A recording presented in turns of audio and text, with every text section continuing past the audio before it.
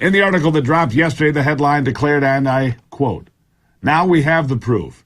TGP exclusive.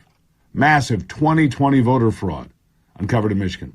Police find tens of thousands of fake registrations, bags of prepaid gift cards, guns with silencers, burner phones, and a Democrat-funded organization with multiple temporary facilities in several states." Now, according to the article, it all begins October 8, 2020, a month before the election, when it claims Muskegon City Clerk Ann Meisch noticed a black woman, dropping off about 8,000 to 10,000 completed voter registration forms at the same time. And that for the most part, they looked the same. Similar signatures.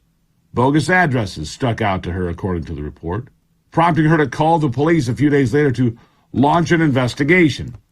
In the report, it states that later, on October 21st, First Lieutenant Mike Anderson of the Muskegon Police Department was contacted by Tom Fabus in Attorney General Dana Nessel's office. She starts to spread around. And then, according to a Michigan State Police report, according to that same report, Fabus asked for the Michigan State Police and Muskegon Police to conduct a joint investigation of these documents. Meisch told investigators that the quantity of voter registration forms were highly suspicious and possibly fraudulent. These are all voter registration forms, remember. She further stated that phone numbers, addresses, and signatures all looked to be wrong, and nothing appeared to match. According to the Gateway Pundit story, the company behind the push to deliver the voter registration forms was a company called GBI Strategies, and it operates in several states. And here's where it gets really shocking. Police conducted a raid on GBI offices in Southfield and Auburn Hills, and what they found was, well, this. Dozens of new phones, hundreds of prepaid cards, credit cards, plus numerous semi-automatic rifles, suppressors, and optics, plus handguns, too. One Pelican case had 4 rifles, 4 pistols, according to what was published. The woman who dropped off the applications found, and she told police, according to these reports and according to the Gateway Pundit, that she was paid $1,150 a week to collect voter registration forms in the Muskegon area.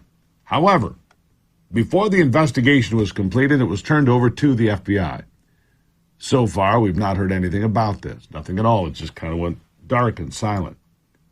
But there are apparently at least 2 police reports from the Muskegon Police Department and the Michigan State Police.